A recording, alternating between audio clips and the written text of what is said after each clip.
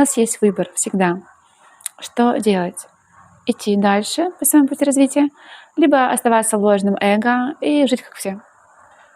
Да? Но если вы будете жить как все, выбираете вот этот путь, то будьте готовы к тому, что вы не будете удовлетворены полностью, потому что для души нужна духовная энергия, ей нужна духовная деятельность.